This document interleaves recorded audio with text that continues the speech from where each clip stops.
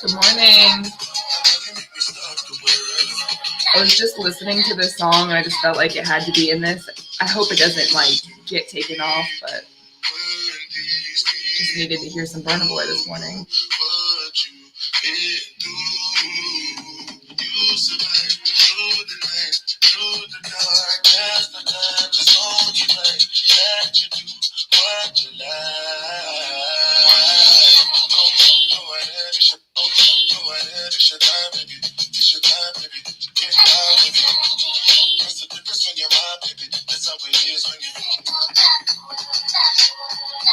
Alrighty.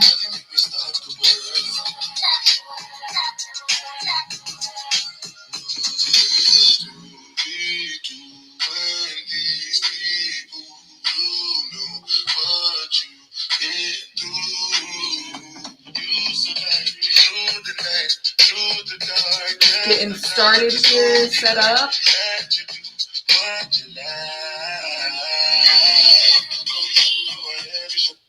Alrighty. Sorry, so technically that was me scrolling through Instagram and I was watching a reel. I love that song and it for some reason it constantly reminds me like, okay, I may be tired. I am like, for some reason I woke up and I think it's because I'm anticipating the rain that we're supposed to get. And rainy weather is like when it's my most relaxation time. So my relationship with rainy weather, that's partly why I was super vague in the title of this live this morning, is just because we all have a relationship with everything that happens. And mine, I think it's a rest weekend. It's a rest weekend for me. So good morning. Good morning. It is Friday for another go around of how to align with transformation. This is just my way of being and sharing my insights and my experiences as being a clinical social worker and addiction specialist for the last 10 years of my life. And then also with my own personal application of all of the things that I learned and I helped other people with in their recovery from mental health and addiction. In a way that hopefully you guys, anyone who ends up seeing any of these videos, really can and try to apply in their lives. And if it doesn't work for you, that's okay. That's probably just because it's one suggestion. It can be that you reach back out to me and ask for more insight about how to navigate something you're going through or go to therapy. This is an open, vulnerable conversation about the different aspects of like mental health awareness, what you can do about change when you're feeling overwhelmed, the importance of mental health just in general, right? So today's topic, we're talking about relationship with, and it's kind of like fill in the blank. I am going to break down some of the more common occurrences of like since I'm a specialist in addictions, and ultimately what that really means is that we have a relationship with or a codependency of something that's outside of ourselves, that's influenced by trauma, the emotions that we feel, and then also the neurochemistry, all the dopamine reactions that if you're dealing with substances and stuff like that. So really, I just want to take the addiction label off of that because actually, if I were to put it back on for a second, and the relationship that you have with the word addiction, what happens, and why I present relationship with is really to help people understand that like everything that when you wake up in the morning, you have a relationship with that day. It's not just a relationship with your significant other. It's just not a relationship with one of your friends. It is, what's the relationship with the color of the wall that you have in your room? Like for me right now, I'm in a place that I haven't painted the walls, and I'm not going to because I'm not going to stay here for the rest of my life. The relationship with that color, it's kind of dingy. I don't I don't really want to be in that color room for the rest of my life, right? So when we look at things in terms of the relationship that we have with them, we automatically start to think and be a little bit more intentional about how we can approach that. Now, sometimes coming with an intention doesn't always work out the way that you want. So I'm going to just go through a couple of things that when I am counseling people, when I am working with people through their trauma, what have been some of the common denominators that people, that come up for most each and every person. And if you've not considered them, then maybe you can consider them now, or, just kind of evaluate how your relationship with these particular things go and how they move throughout your life. Because the lifestyle of recovery, we're constantly evaluating and not necessarily analyzing, but evaluating for the presence of, where can we and where do we want growth or improvement, and not just say we want them and not be able to apply action. So, but before we do that, I figured, what is the best way to I've done these before, but they're, so these are affirmation cards. I use these cards, they're linked in my Amazon and on my website. So if you guys go on my website, and you can find them, I think they're really great activities for just anyone to have in their home, especially if you have kids. They're really good for affirmations. These are this deck, actually the black deck, which is a general affirmations one, was the exact deck that I used when I first started trying to get my health journey started. And it really, again, upon opening my eyes in the morning, that was the first thing that I did, versus trying opening up my cell phone, checking the time, even checking the weather, because that's actually to this day is this second thing that I do every morning before I even really, I do get out of bed, but I check the weather, because my relationship with the weather is directly related to how I'm going to feel for the rest of the day. If I'm going to be going out and it's going to be raining, I'm not curling my hair.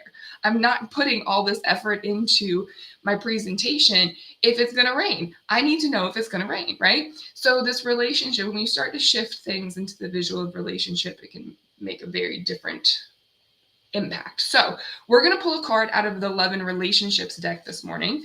I do this with my clients as kind of a closer to our session, to kind of give them a perception of their week after sometimes a very intense conversation. But I want, this deck being Love and Relationships, it's easy to attribute the relationship of being intentional with other people. But first and foremost, we're always talking about the relationship with self. So when I talk about this, and you guys see this, the thumbnail of relationship with, first and foremost, it's self. There's no relationship without with yourself. And you are the best expert on yourself. But then guess what? It takes other experiences and people to tell you more about yourself throughout life. You can't really go through it alone. So let's see here. I'm just going to randomly pick a card. We're going to see what it is. Boundless love. Today, I'll open my eyes a little wider and walk a little taller, noticing that the world around me is filled with tiny miracles. With this in mind, it's easy to fall in love over and over again, with everything from honeybees to neon signs. And while I'm feeling this inspired and this in love, everything else sort of falls into place. So that's just the kind of tone that, we kind of get set. I think it's a great, intro to what we talk about with relationship of self and having boundless love. So this was not on my outline to bring up, but this is what this card makes me think of. This week I've been trying to really refine my vocabulary when it comes to just my principles in my program, because I'm going through all of, whether it's my content and trying to solidify and do, editing and shorts, or whether I'm just talking with a client and just trying to make a BAM statement. The one this week that's been mulling over my mind is love unconditionally, but love with conditions. And boundless love is that concept of unconditional love. But why I say love with conditions from a scientific standpoint is that love, true intentional love that's unconditional, needs to have limits so that you can continue to love and it does not become toxic. When the concept of codependency and that relationship that we have with someone, I want you guys to have the visual. You can have any visual you want, but if you really look at it, I visualize a seesaw. Or one of those, I don't know what they're really called, but it's one of those things where there's a little circle and you have a board on top and you're balancing on top of it, right? If you were not imbalanced, you would not be able to know what balance is. So codependency as a concept is that ability for us to have openness in relationships. It's a boundless love. But where codependency becomes an issue and it becomes an addiction is that there's no limit or reference point of where we've gone too far. Too far. And too far means you've lost a sense of self generally in the context of true, like, human experience of codependency, right?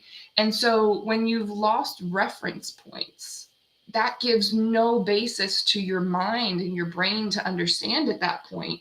And that's where imbalance from the mind, body, spirit level starts to really happen. So, this boundless love affirmation, I would encourage you guys, in order to continue staying authentic and true and vulnerable in an unconditional love, you have to have boundaries for yourself. You have to have, and boundaries are not for other people to stay out. The boundaries are for, they're checkpoints for you to be like, okay, if I go off, if I get lost in the sauce, which is my reference point of emotion, that I know this is a point of reality that I can come back to. It's like, this was a comfort level to me where I didn't feel like I was not protected, unsafe, that I wasn't violated in some way. Because we all have a natural boundary, but unless we're intentional with what boundaries really can be, our relationship with them is quite invisible. We don't really know where our boundaries are until they get crossed, until we have a reaction, and then our relationship with that emotion, our relationship with that boundary is now an unintentional association, likely with a negative emotion.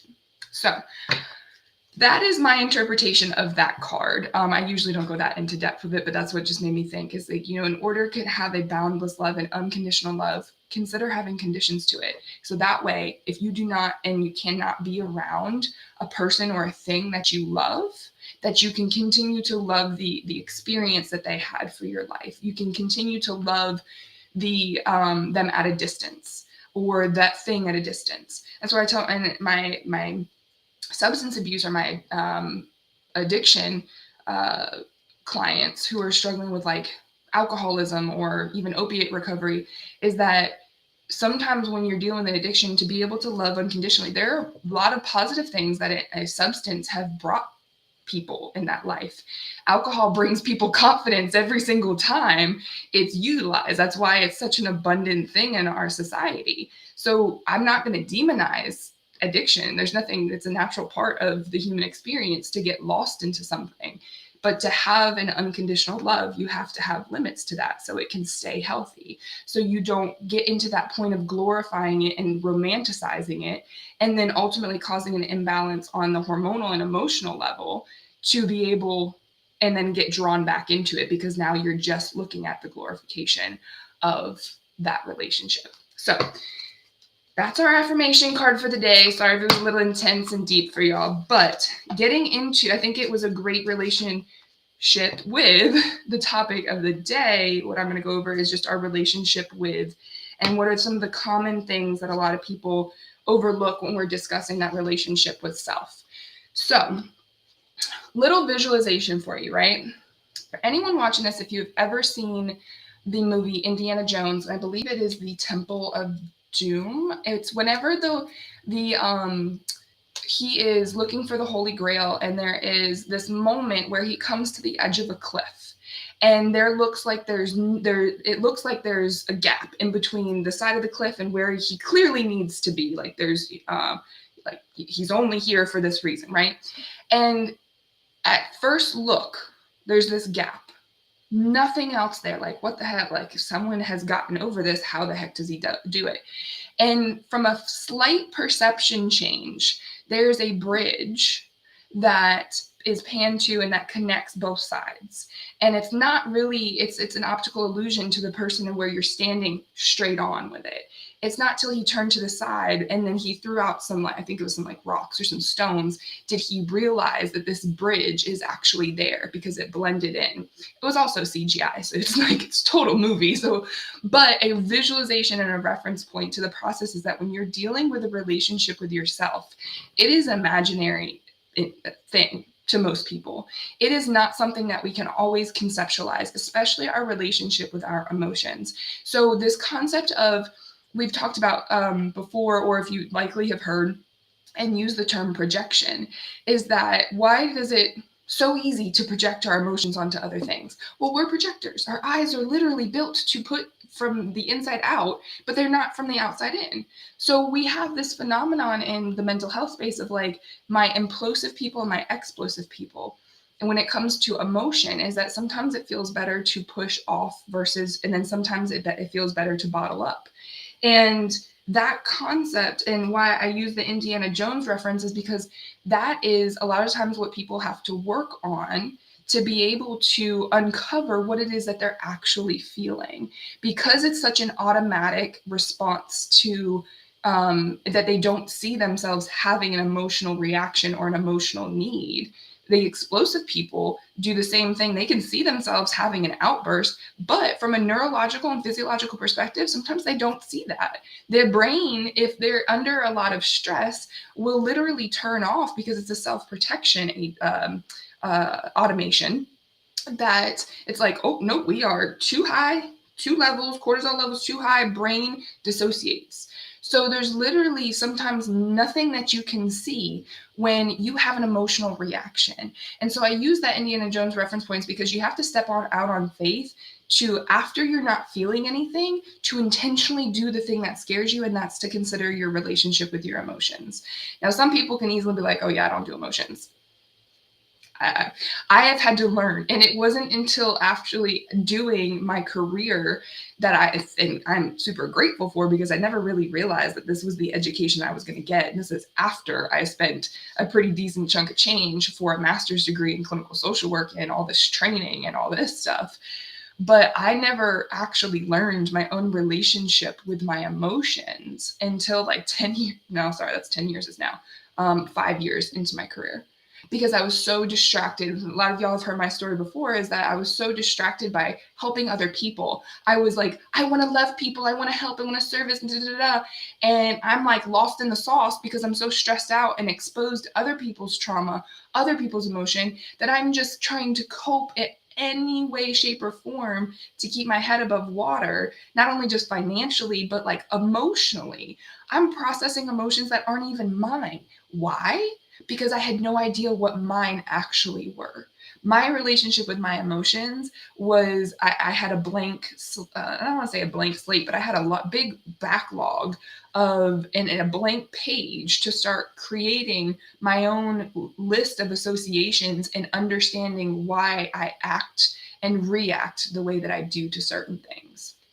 So I'm gonna start with the internal. So this invisible, like, this is why, like, we have to, journaling is a recommendation that you're always gonna hear when you come to therapy, because we have to put some type of visual to ourselves, our map, our emotional map, our lineage and our legacy in general, what we do in a day. So if you're struggling with attention deficit disorder, anxiety, depression, bipolar disorder, more than likely you may struggle with time blindness, with just an inability to understand social cues. So you have to create a dictionary for yourself, whether that be a plan for the day, a schedule for the day, or a loose schedule for the day, or a log of like, what did I do today? Because if not, I don't remember half the stuff I did in the first half of my day. Well, I'm better now. I do remember I had a protein shake. I slept in a little bit this morning and did not go to the gym. But like, that's also after a routine system of me documenting my life. So I don't have to hold on to it here.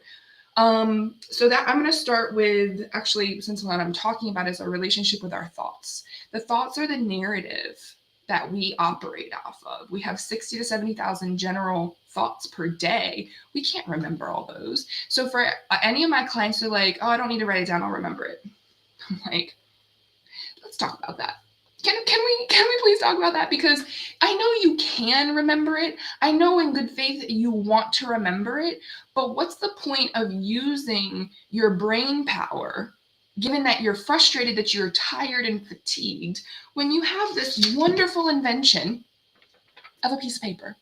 When you have, and they're like, well, I take too many notes and then I lose them. And I'm like, okay, well, that can be problematic. But how about we start with still putting them down on one paper, and then we can figure out a plan to be able to like make sure all the pieces of paper end up in one spot and see how we can refine this process as we go. But not writing things down because you've forgotten them before, you forget you read is not a great thing to fall back on, right?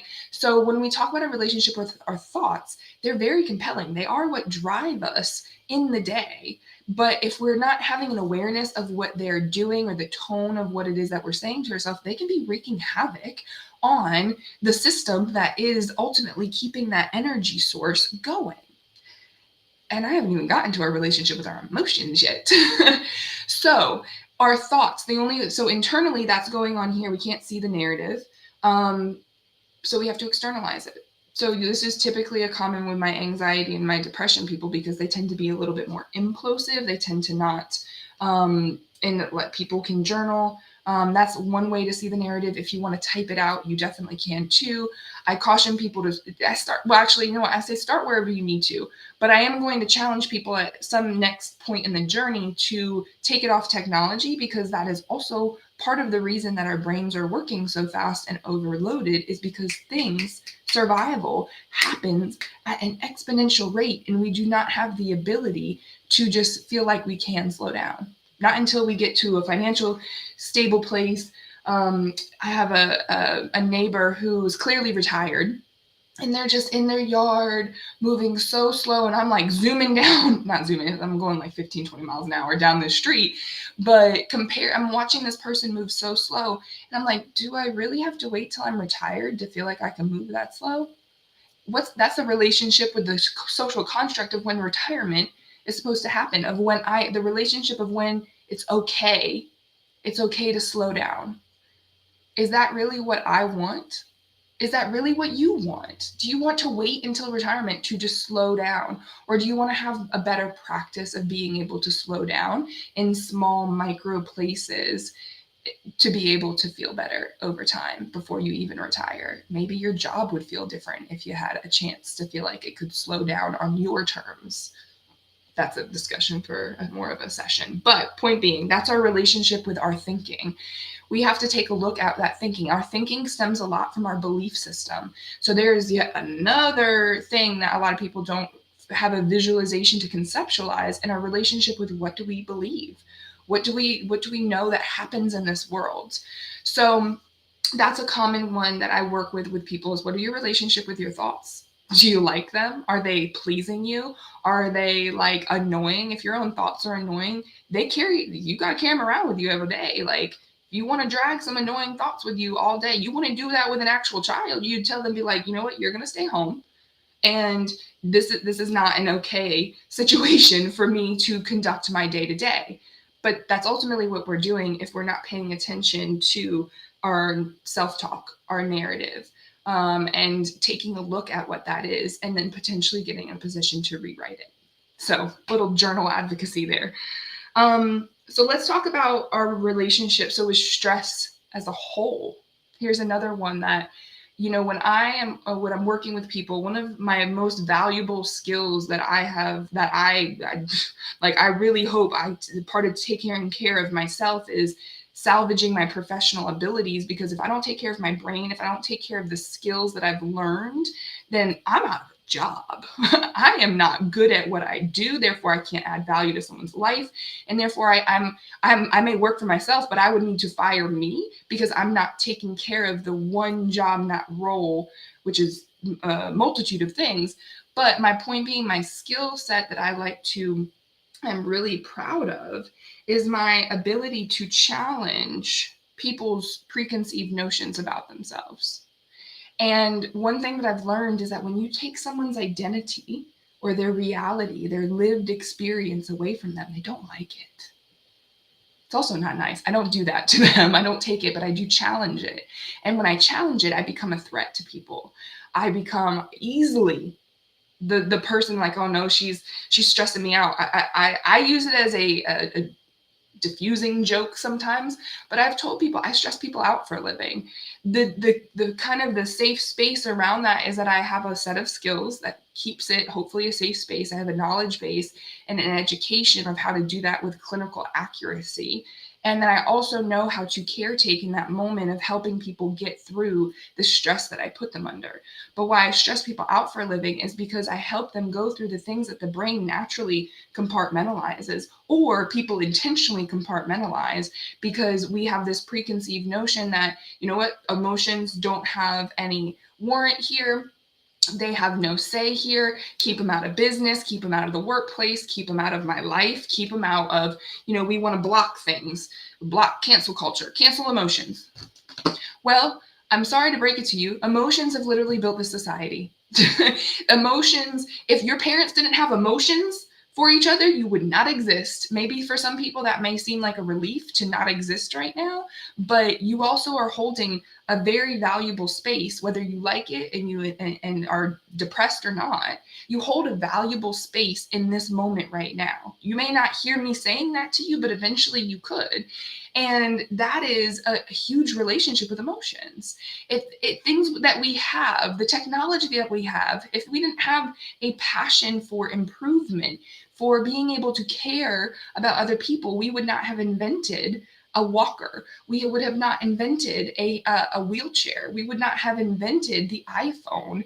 And one of my favorite apps, just as if anyone likes to volunteer their time, there's an app called Be My Eyes. That is a ADA assisted app for people who are blind or hard of seeing, or sight impaired, I believe is the correct term. And they would, as long as you have this app on your phone, if someone is in need of being able to read a package, I've had some very interesting calls on that app that come through, and sometimes I can't always answer, but is that I now become the eyes for someone who doesn't have them. I think that's the coolest freaking thing ever, but I'm also a psychology nerd and growth and development nerd. So, but my point being is that if emotions did not exist, we would not have the society that we have. Good and bad things aligned.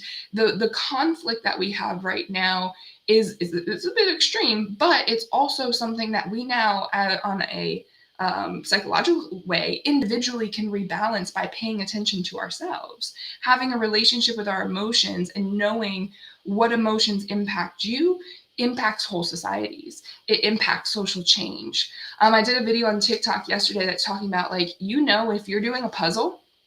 So even if you don't like puzzles, you've probably done puzzle at one point in your life. When you're missing a puzzle piece. The puzzle is not complete if you are missing a puzzle piece. And so what if that puzzle piece was doing one healthy thing for you today? For yourself today? And I don't mean going to get a pedicure or massage, or, that could be it. Because if that makes you a kinder, softer person, then by all means do that. But I'm talking about eating a healthier food today.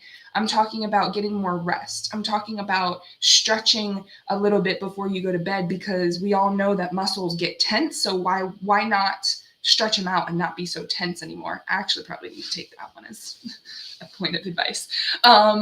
So, when we have one thing that we can do, and if it puts us in a healthier way, the puzzle becomes, that one puzzle piece that's missing becomes a complete puzzle. So when we all do just one thing, we could drastically change the course of all this social tension that we're in these days. So that's one representation of that relationship with emotions. So specific emotions that I really wanted to discuss about this and challenge you. It is a challenge because you have to be willing to sit down, turn off some of the distractions, try not to get wrapped up back into your phone, and really ground yourself and consider, what is your relationship with disappointment, with happiness or excitement, shame?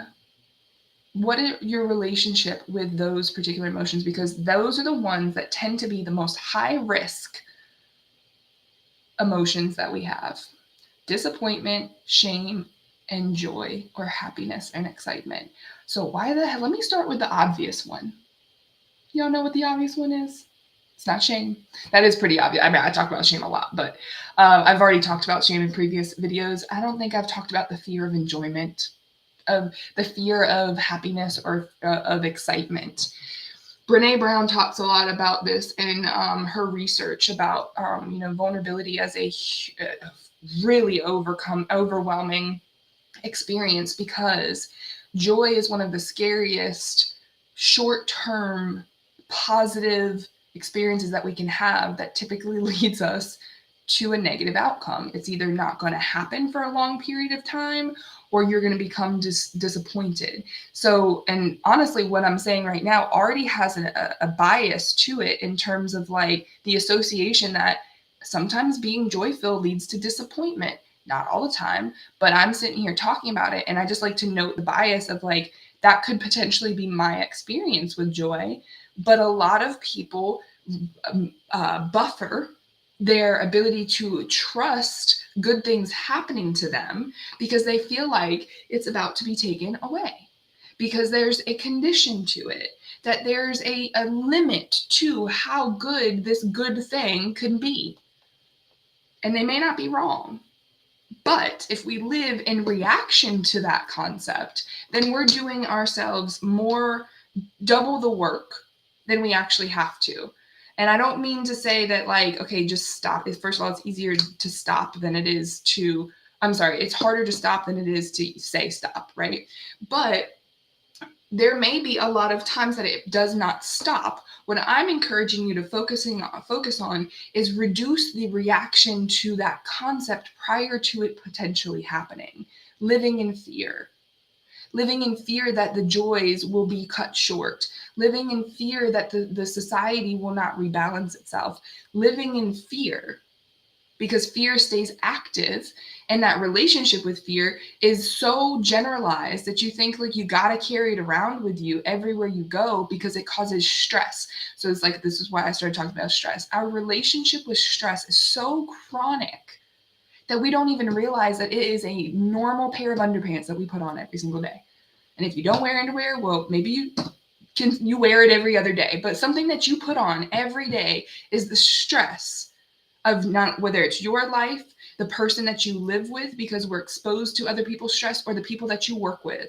And that is a baseline human experience, not to add on to all the other socially constructed stressful experiences that other people have in this day, like disabilities, race, poverty, low socioeconomic status, the other parts of life that cause stress and even more reactivity in shorter amounts of time that now taint how we see joy, how we see disappointment.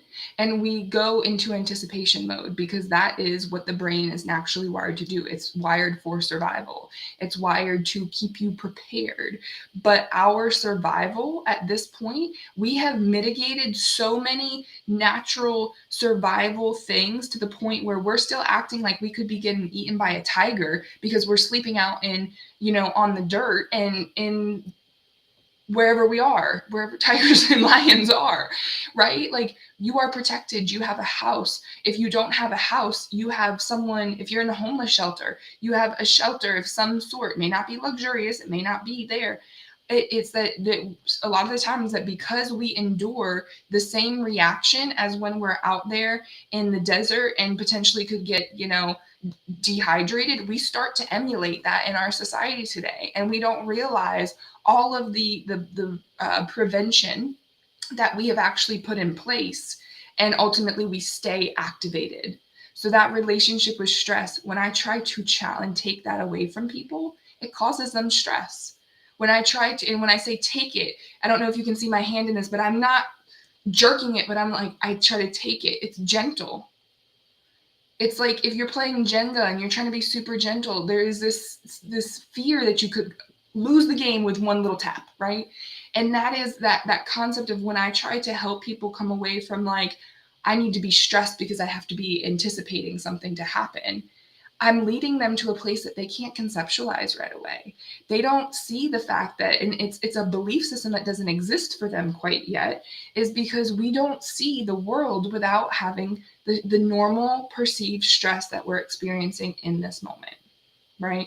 And so that's where, when you're taking a look at these relationships with your certain emotions, they tend to cause that stress reaction. But each of these emotions has a certain level of understanding of like, if it did not exist this way, that could cause you more stress. And that's a challenging road to walk, but it's definitely something that people can reflect on. And that's why I do these talks, right? Is like, let me just pose the circumstances that if you looked at your relationship with, I'm going to jump to disappointment for a reason, is that because it does not have its own face, it does not have its own shape, it doesn't have its own visual for us to comprehend, because we're visual associative learners. We have to repeat things and we have to associate them either like with something that we can't see or with visual items. That's reading, right? Like words. That's why we have written language.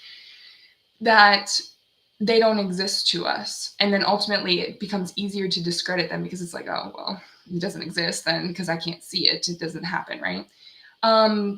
So I challenge you to put your emotions on to the face of someone, because this is technically something that a lot of people already do, but we don't realize we're doing. And this can lead into, there's a lot of words of the day, sorry, word of the day of transference or countertransference, is that our emotions, we do associate with certain people in our lives. We all know like that cousin that when we call them, they're like, oh man, they're super disappointed. It's like they don't really ever take things seriously, and they don't know how to talk to me. They're just super critical, and that's just a bad vibe. That's just negative vibes.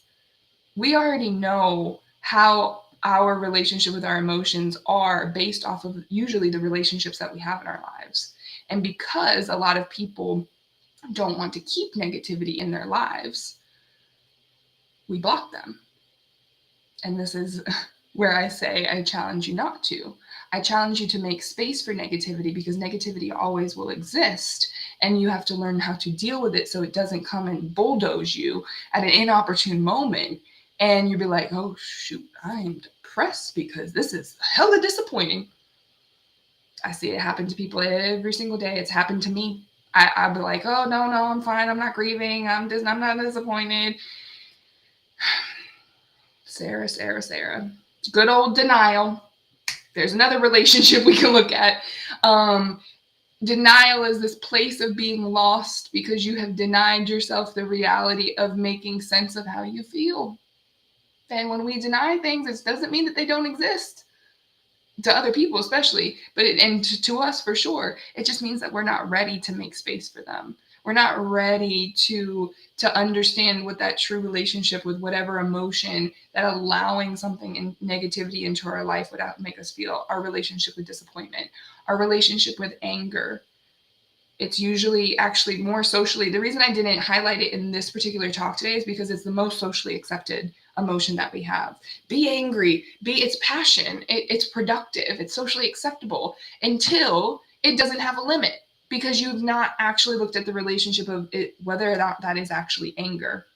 Most of the time, anger tends to be other compounded feelings and emotions that are based off of experiences that sometimes aren't even linked to that present moment. So, all right. So now that I've gone over that, but if you have and you need a visual to help you conceptualize, think about the person as like, if you think about disappointment, what would disappointment look like? Because you probably already have a person, a point of reference. This is easy. Like, this is where psychology, if you start looking at narratives of movies, and that Winnie the Pooh was written by, I can't remember the exact story, but I know that each character represented a certain emotion and a certain mental health diagnosis per se. That if you were to take off the diagnosis off that example, is that each character represents a presentation of the emotion that, if unaddressed for a long period of time, can turn into a manifestation in a mental illness. So disappointment probably would be an Eeyore, because they're sad all the time. That's disappointing. Like, no one wants to be around, a sad person, because then you start to feel other people's emotions and you don't know what to do with them. You can't process them. It's like toxic metals in the water, right? Like all that we've talked about is that you cannot process them out of your body. They're stuck in there. And your body is like, oh, this is foreign. And then it just keeps going over and over and over again. And it's because it's not yours. This happens all the time with vicarious trauma. This is what I was talking about earlier with my own health journey. Why I got to the size that I was is because I was exposed by everyone else's emotions plus my own, and it just compounded and compounded and compounded. That's what obesity is. Yes, it's somewhat of the food in mass intake. It is lack of movement, but a lot of it is because it's emotional and psychological backlog, and we use food to distract ourselves. And then the food's got chemicals in it. The food's got like, right, and then that's what we break down in your life. That's sometimes when you work with me or with someone who is versed in binge eating, disordered eating disorders sometimes as well. You're going to break that down and get a plan that works for you to be able to get away from that and break that cycle a little bit. Okay. So that was the big one. We got the big one out of the way. You guys can take a breather. I can take a breather. If there was anyone question, I did not check my captions or my chat here. I don't see any questions coming in right now. So if you have any questions, definitely leave them in the chat or make a comment and I will get back to you guys. I'll either do it in another live or I'll answer the question or I'll send you a DM with the answer. But so far, that is like the big kahuna is like emotions in general: disappointment, shame, and happiness, joy. Those are usually the big, tough things to overcome in terms of understanding your relationship with your emotions. Okay. Now I'm going to just note on shame a little bit. If you are struggling with blaming, like if you be like, oh yeah, this person got me sick, or oh, it was their fault. And yes, it's a lack of accountability, right? But that particular experience of like, if I hear someone blaming or projecting responsibility or displacing responsibility of their personal account onto something else, more than likely that tells me there is a shame underlying issue. Is that if they were to make a mistake or if they were to have an experience, that taking responsibility is really, it's tough. That's a huge milestone in my sessions with people, is like, if you can take the responsibility of things that you can control and that you had control over and not take too much responsibility or not take enough, because too much responsibility will bring you into the world of guilt and being a guilty, I'm sorry person, and blame will be take you out of that real quick and into the narcissism territory, right? Like lack of accountability, right? So something to consider too is just, what's your relationship with blame? How do you hear blame in your language? Because that's a good starting point. I don't really know. This is why I have to speak generally, because a lot of people are at different places, and where you start this journey, that's exactly where you need to be. When you start your journey is exactly where you start your journey. There's no like, oh, I got to do this first. No, you start with what happens to you today. What happens and what happened to you today? What is your relationship with this day for yourself? Evaluate it. It's like, you know what? I did not like this day. I really don't want it to repeat itself. Ask yourself, like, well, what needed to happen differently so it doesn't have this kind of outcome? And then go from there. Follow your questions and answer the questions that you ask yourself, right? So let's talk about something a little bit more external that can have, like, yo, Sarah, this is a lot of depth and deep work. I know. I'm glad y'all can swim. So, well, hopefully you can swim. If not, then, it's metaphorical water, so you don't drown. But be careful with when and how you reflect this. You always want to have a stopping point. You want to be able to, this is why journaling is a good practice too, to have it in a notebook and not a constant running tab open, because the symbolism of you not shutting it down, you're not closing it down, it's just ongoing. So let's talk a little bit about one of the more challenging relationships and literal relationship that we talk about in society, is the relationship between parent and child. So I thought this would be a good thing to bring up because it came up in a lot of my sessions this week. It's a tricky one. I'm going to have a lot of reference points and in this one that you can find in my app. So I have all of the worksheets that I particularly use with my clients. Some of them you can find online. Some of them come from specialized trainings in my background with transactional analysis and just random stuff that I have, collected over the years. But this concept of the relationship with parent and child, and yes, I'm going to start with the actual, child that was birthed by a human. I don't have any of them. I have 2 cats. But I have parented, but I don't exclude. I mean, I don't congratulate myself on Mother's Day, but I don't exclude myself from being a mother just because I do not have biological children. The reason being is because ever since I was a young girl, like I've been involved in someone else's caretaking of some sort. I was a babysitter for many years. And then going into the healthcare field, we parent unintentionally, but we parent other people without even really knowing it. And then if you go into my profession, you're doing it very intentionally. So one of my first jobs out of grad school, I was working for a residential treatment program that women with their own children could be in treatment with them. And they were, they referred to us from like CPS. They had open cases. And here's little me fresh off the block of, educational, book knowledge I was not a parent. I was not, I called myself a grandmother though, because I had no kids of my own. And I was the counselor and case manager for 3 women with like ages of children from like maybe like a year to 6 or 7 years old. So I saw the growth and development over this year and a half that I worked in this program, that I was setting up well child checks. I was going to the well child checks. Most of the time I would sit out in the waiting room, but some of the women would want me to come with them. And it was a very good experience to be able to have this exposure to knowing the ins and outs of the unknown of having to be a parent. And I didn't have to bring anyone home. That was great. So, I've been in this role. And then when I started clinically training in this part of the relationship between parent and child, when it comes to the individual, you're like, yo, but my parents are dead. Like, no, we all have a parent ego state. So you've got, like, if anyone knows psychology, right? Like, you've got your Freud, which is your psychoanalytics, your super ego, your ego, and your id. There's this new concept called transactional analysis where I was trained. Shout out to my trainer, Miss Stephanie Bacon, if you ever watch this.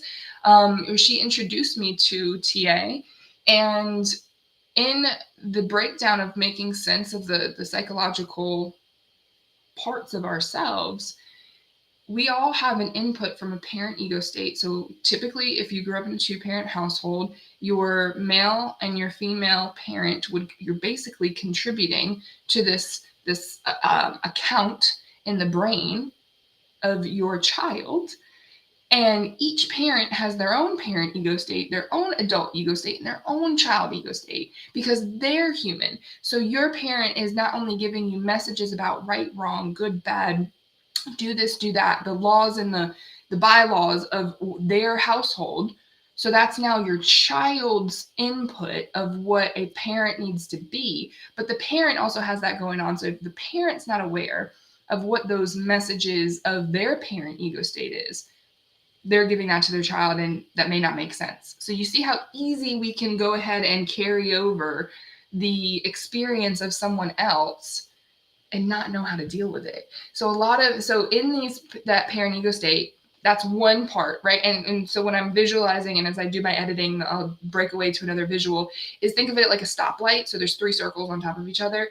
What's on top? Red? Is red on top? Yeah. Red is parent ego state. So those usually you're like good, bad, do this, do that, black, white, rules. The governing body.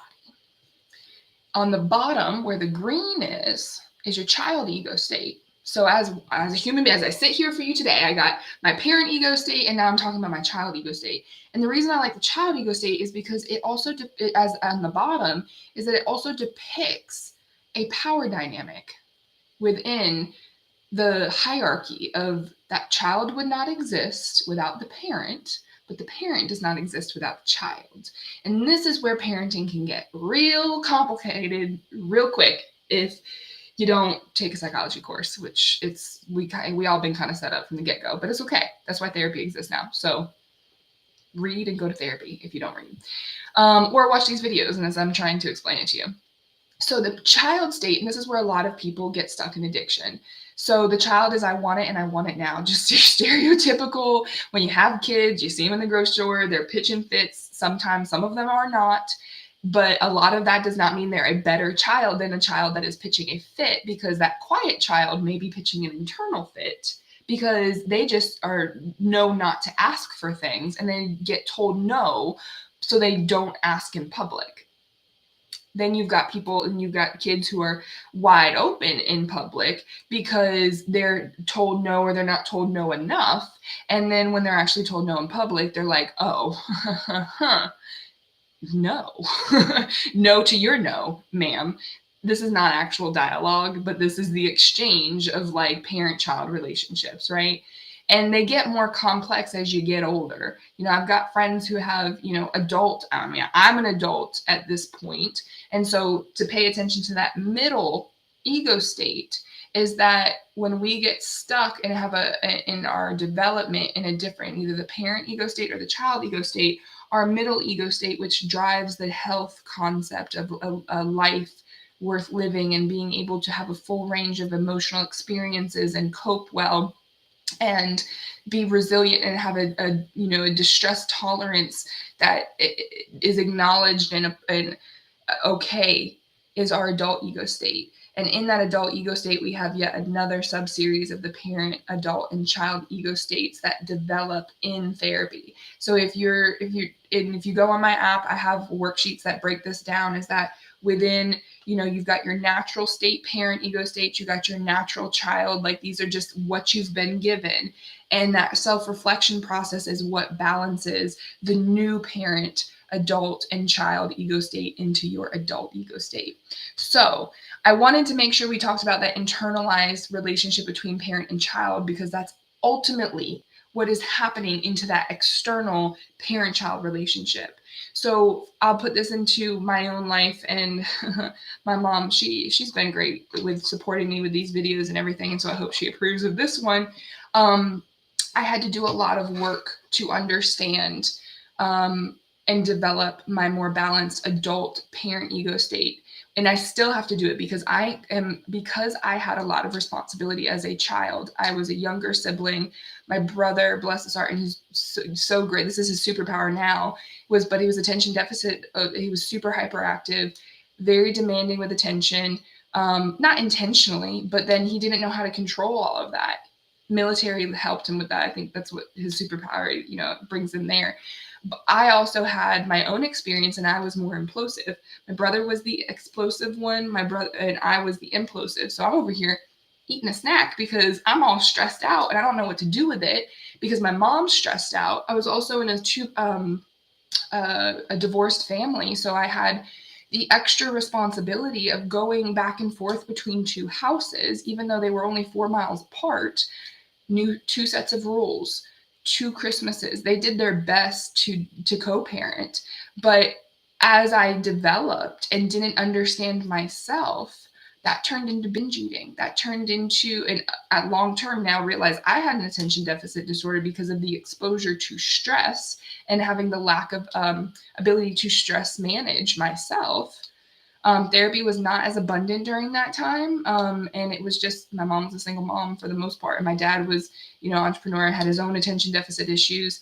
And you just can't keep up sometimes. That's okay. Sometimes maybe you're not supposed to keep up. Maybe all of those things are not that important. And then you get to me today where I'm sitting here talking to y'all, where I actually have an understanding of how these things develop now from my own personal experience that I would never have had if I did not go through them. And so long story short, I turned that into saying that with me understanding, the constructs of, transactional analysis in that parent and child and adult ego state, I had to learn empathy for my mom. Like, I was stuck in a blame mode sometimes. I had my own relationship with certain emotions that rooted back to her. Same thing with my dad, but then that's another story for another time. But, I had all of these relationships with all these unseen things that I had no intention with because I wasn't paying attention to them, because I was so distracted by helping other people because it made me feel better for the moment, but it was slowly killing me. I was slowly suffocating by my own fat around my neck. Sorry, that's probably not that funny for other people, but it's my joke. So it's my life. But it was like, I had to find what worked for me to be able to process out those toxins. And I call emotions toxins because they became toxic because I had no understanding of what their shelf life was. They were in my mind and in my body, just rotting away. And I had no relationship with them. And I just let them drift off until I realized, like, oh, why does me telling another person and my imposter syndrome was blaring at me like, oh, you're not good enough to do this. You're not good enough to be a therapist to tell other people about how to get through these things. You don't know what it takes. You don't know da-da-da-da. Well, I had a whole lot of experience. I just never was looking at it. I just never went through it. I had all these boxes in my metaphorical storage unit in my brain that because I did not go back and read and go through those boxes, and I didn't journal. And that's another thing that I have to deal with too, is because I was not writing a lot of that down, just going off memory. In a lot of ways that can work against me because there could be things that I can't discover and I don't remember because the brain was like, too stressful. But there's also a benefit of that is that I can rewrite the narrative a little bit easier to make it work better for me and the outcome of how I want to live now. I have this bad habit of talking a lot and really fast, and I'm not really always aware of how fast and how much I'm talking. So, but I am aware of time, and I have this timer. It's 55 minutes that I've been talking at y'all, or that you'll be listening to me and reflecting. So I'm putting a cap on that because there's a reason that therapy sessions are only 53 minutes to 60 minutes. And because it is a lot at one point, and I'm not talking throughout most of it. You guys are, and I do some facilitating. But if I'm talking more than you in session, then it's probably not doing well. So I'm going to cut this before I break my own, professional rule here of going over an hour, and to give y'all things to think about. But you can always come back to this. You can always break it down for yourself. But really the biggest challenge today is like, what's your relationship with yourself? And then breaking that open and unpacking that a little bit, and breaking it down to certain sections of the day. What's your relationship with this time period of the day? Did you like it? What do you want to change about it? And see if you can start changing it now, so you don't feel like you don't have any ability to slow down, to do something different between now and tomorrow. Because the days fly by fast, but the time is not going faster for anyone else. It just feels like that for you. Okay, so let me know if you have any questions, comments, leave them on the video. Make sure you can go to my YouTube and actually watch the whole experience on Instagram.